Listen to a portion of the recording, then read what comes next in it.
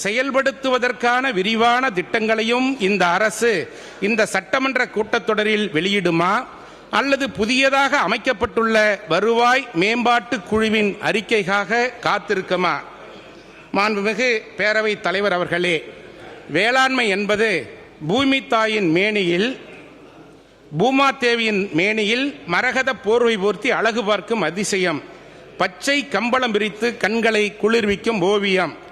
வயல்களில் விதைப்பவனும் மலரை வளர்ப்பவனும் மரத்தை நடுபவனும் மானிடரில் மகத்தானவன்.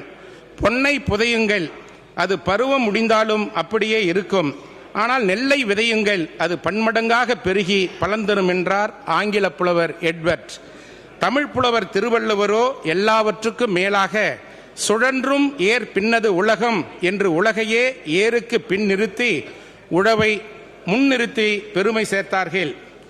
மாபெரும் சபைகளில் நீ நடந்தால் உனக்கு மாலைகள் விட வேண்டும், ஒரு மாசு குறையாத மன்னவன் இவர் என்று போற்றி புகழ வேண்டும் என்ற பொன்மனத் தலைவர் புரட்சி தலைவர் எம்ஜிஆர் அவர்களின் வைர வரிகளுக்கு ஏற்ப மாண்புமிகு இதய தெய்வம் புரட்சி தலைவி அம்மா அவர்களாலும் 4.5 ஆண்டு காலம் தமிழகத்திலே நல்லாட்சி தந்த அண்ணன் எடப்பாடியார் அவர்களாலும் கொண்டு வரப்பட்ட பல்வேறு திட்டங்களான மழைநீர் சேகரிப்பு திட்டம், குடிமராமத்து திட்டம், 60 ஆண்டு கால விவசாயிகளின் கனவு திட்டமான அத்திக்கடவு அவிநாசி திட்டம், சரபங்கா நீரேற்றும் திட்டம் போன்ற பாசன திட்டங்கள் மூலம் நீர்நிலைகள் நிரம்பிட, நிலமகளும் குளிர்ந்திட, விளைநிலங்கள் செழித்திட, விவசாயிகளின் உள்ளமும் இல்லமும் மகிழ்ந்திட, அணைகள் நிரம்பி ததும்பிட, ஊரெங்கும் மக்கள் உள்ளங்கள் நெகிழ்ந்திட, நாடே போற்றும் நல்லதோர் ஆட்சியை தந்த மாண்புமிகு அம்மா அவர்களும் மாண்புமிகு அண்ணன் எடப்பாடியார் அவர்களும் தமிழகத்தை ஆண்ட காலம்தான்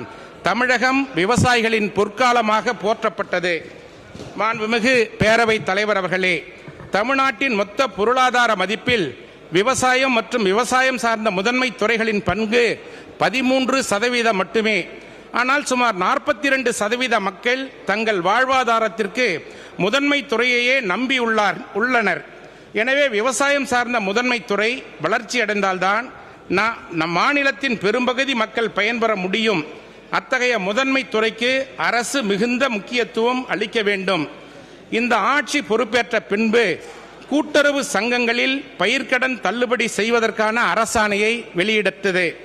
தேர்தல் வாக்குறுதியில் சிறு குறு விவசாயிகளுக்கு முழு கடன் தள்ளுபடி என்றும் மற்ற விவசாயிகளுக்கு 50% கடன் தள்ளுபடி என்றும் கூறிவிட்டு ஆரம்ப அறிவிப்பில் இருந்த குளறுபடிகளை சிறிது கலைந்துவிட்டு ரூபாய் 75,000 வரை கடன் பெற்றவர்களுக்கு முழு தள்ளுபடி என்றும் அதற்கு மேல் உள்ளவர்களுக்கு 35,000 ரூபாய் தள்ளுபடி என்றும் கூறியுள்ளீர்கள். சிறு குறு விவசாயிகளுக்கு இடையே பொருளாதார ரீதியில் வேறுபாடு இல்லை.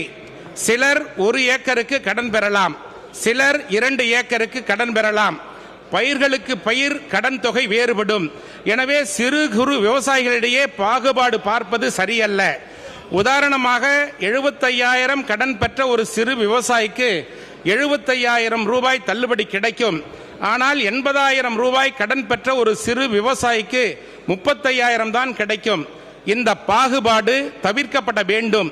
முழு கடன் தள்ளுபடி கிடைக்கும் என எதிர்பார்த்த சிறு குறு விவசாயிகள் இன்று கடனை கட்ட முடியாமல் தவிர்த்து வருகின்றனர். எந்த போராட்டம் செய்தும் பலனில்லை. எனவே தேர்தல் அறிவிப்பில் கூறியபடி முழு கடனையும் தள்ளுபடி செய்யுங்கள் என்று இந்த அரசை கேட்டுக்கொள்கிறேன்.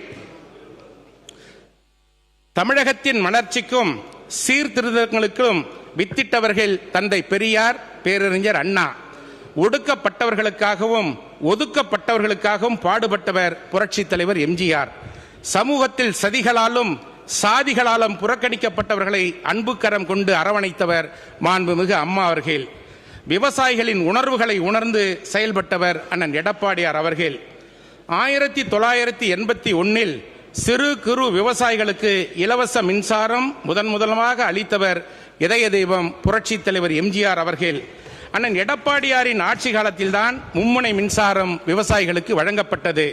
ஆனால் விவசாயிகளின் மும்முனை மின்சாரம் தற்பொழுது ரத்து செய்யப்பட்டு ஷிப்ட் முறையில் மட்டுமே விவசாயத்திற்கு மின்சாரம் வழங்கப்படுகிறது. தமிழகம் முழுவதும் விவசாயிகளுக்கு மீண்டும் 24 மணி நேரமும் மும்முனை மின்சாரம் வழங்கப்பட வேண்டும். அண்ணன் எடப்பாடியார் அவர்களால் கொண்டு வரப்பட்ட காவேரி மற்றும் அதன் கிளையாறுகள் மாசுபடுவதை மீட்டெடுக்க நடந்தாய் வாழி காவேரி திட்டம் மீண்டும் செயல்படுத்த வேண்டும். குடிமராமத்து திட்டத்தில் 1133 கோடியில் 5586 ஏரிகள் கண்மாய்கள் தூர்வாரப்பட்டது. 2016 12.02 லட்சம் சிறு குறு விவசாயிகளுக்கு 5318.73 கோடி ரூபாய் விவசாய கடன் தள்ளுபடி செய்யப்பட்டது. 2021 16.43 லட்சம் விவசாயிகளுக்கு 12,110 கோடி ரூபாய் தள்ளுபடி செய்யப்பட்டது.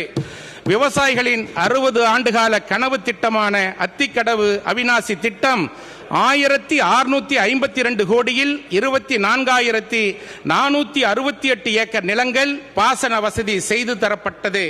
2017 2,247 கோடி ரூபாய் வறட்சி நிவாரணம் வழங்கப்பட்டது.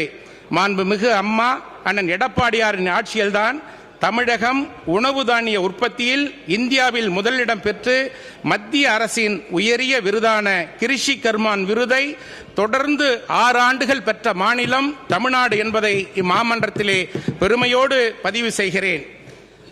565 கோடியில் 100 வறண்ட ஏரிகளுக்கு சரபங்கா திட்டத்தின் மூலம் 4,238 ஏக்கர் நிலங்கள் பாசன வசதி ஏற்படுத்தி தரப்பட்டது.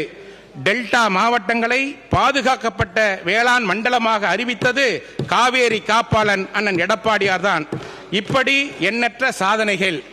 எண்ண வளம் இல்லை இந்த திருநாட்டில், ஏன் கையை ஏந்த வேண்டும் வெளிநாட்டில் என்ற பொன்மனச்செம்மல் எம்ஜிஆரின் வைர வரிகளுக்கு ஏற்ப மாண்புமிகு அம்மா அவர்களும் மாண்புமிகு அண்ணன் எடப்பாடியார் அவர்களும் வேளாண்மையில் 2 மடங்கு உற்பத்தி 3 மடங்கு லாபம் என்ற தாரக மந்திரத்தை பயன்படுத்தி மானாவாரி நிலம் மேம்பாட்டு இயக்கம், பயிர் காப்பீட்டு திட்டம், மாநில வேளாண் வளர்ச்சி திட்டம், இயற்கை வேளாண்மை ஊக்குவிப்பு, தென்னை வளர்ச்சி மேம்பாடு, மாற்றுப்பயிர் சாகுபடி, திறன் மேம்பாட்டு பயிற்சி, மரம் வளர்ப்பு திட்டம், விவசாயிகளுக்கு பரிசு, சிறுதானிய இயக்கம், பயிர் பெருக்க திட்டம், ஒருங்கிணைந்த பண்ணையம், நீடித்த பருத்தி சாகுபடி, சீர்மிகு நெல் சாகுபடி, எண்ணெய் வித்துக்கள் பயிர் பெருக்க உற்பத்தி திட்டம், மின்னணு வேளாண்மை திட்டம், கண்காட்சிகள், பயிர்களில் பூச்சி நோயை கட்டுப்படுத்த மானியம், வேளாண் தொழில் முனைவோர் உருவாக்கப்படுதல், கரும்பு மேம்பாடு திட்டம், தோட்டக்கலை துறையின் மூலம் சொட்டு நீர் பாசனம், மாற்றுப்பயிர் சாகுபடி திட்டம், ஊடுபயிர் சாகுபடி ஊக்குவித்தல், உயர் தொழில்நுட்பம், நுண்ணீர் பாசன திட்டம், தேன் தொகுப்புகள் உருவாக்குதல், மலர் சாகுபடி, காய்கறி சாகுபடி, மாடி காய்கறி தோட்டம், பனை மேம்பாட்டு இயக்கம், மரபணு வங்கி, மூலிகை தோட்டங்கள், வேளாண்மை பொறியியல் துறையின் மூலமாக வேளாண்மையை இயந்திரமயமாக்குதல், மானியத்தில் மின் மோட்டார்கள், சூரிய சக்தியால் இயங்கும் மோட்டார்கள், பசுமை குடில்கள், தார்ப்பாய்கள் வழங்குதல், பண்ணை குட்டைகள் அமைத்தல், உழவர் பாதுகாப்பு திட்டம், உணவு பூங்காக்கள், மண்வள பாதுகாப்பு, உயிர்ம வேளாண்மை, பசுந்தால் உரம் பயிரிடல், மண்புழு உரம் தயாரித்தல், மண்ணில் வளங்காக்க மண் பரிசோதனை முகாம்கள் என மகத்தான திட்டங்களை வேளாண் பெருமக்கள் பயன்பெற தந்தார்கள். இந்த திட்டங்களையே வெற்றி திட்டங்கள் என இந்த அரசு ஸ்டிக்கர் ஒட்டி நிதிநிலை அறிக்கையை மீண்டும் தமிழகத்திலே அறிவித்துள்ளது. மாண்புமிகு பேரவைத் தலைவர் அவர்களே, இந்த நிதிநிலை அறிக்கையில் பள்ளி கல்வித்துறை மற்றும் உயர்கல்வித்துறை ஆகிய முக்கிய துறைகளுக்கு நிதி குறைக்கப்பட்டுள்ளது. இது கல்வித்துறையின் கட்டமைப்பையே சிதைப்பது போல் உள்ளது. மாற்றம் மாற்றம் என்று சொன்னீர்களே, அது பெயர் மாற்றம் தானா? மாண்புமிகு அம்மா அவர்களின் தாலிக்கு தங்கம் திட்டம் ஸ்டிக்கர் ஒட்டப்பட்டு அண்ணன் சீர்திட்டமாக பெயர் மாற்றம் செய்யப்பட்டுள்ளது. மாண்புமிகு அம்மா அவர்களின் பசுமை வீடு திட்டம் கிரீன் ஹவுஸ் ஸ்டிக்கர் ஒட்டப்பட்டு வெற்றி வீடு திட்டம் என்று பெயர் மாற்றம் செய்யப்பட்டுள்ளது. அம்மாவின் ஆட்சியில் மாணவர்களுக்கு வழங்கப்பட்ட விலையில்லா மிதிவண்டிகள் திட்டம் ஸ்டிக்கர் ஒட்டப்பட்டு நவீன பிராண்டட் மிதிவண்டிகள் என்று பெயர் மாற்றம் செய்யப்பட்டுள்ளது. மாண்புமிகு அம்மாவின் ஆட்சியிலும் மற்றும் அண்ணன் எடப்பாடியார் ஆட்சியிலும் தொடர்ந்து வழங்கப்பட்ட விலையில்லா மடிக்கணினி திட்டத்திற்கு ஸ்டிக்கர் ஒட்டப்பட்டு வெற்றி மடிக்கணினி திட்டம் என்று பெயர் மாற்றம் செய்யப்பட்டுள்ளது.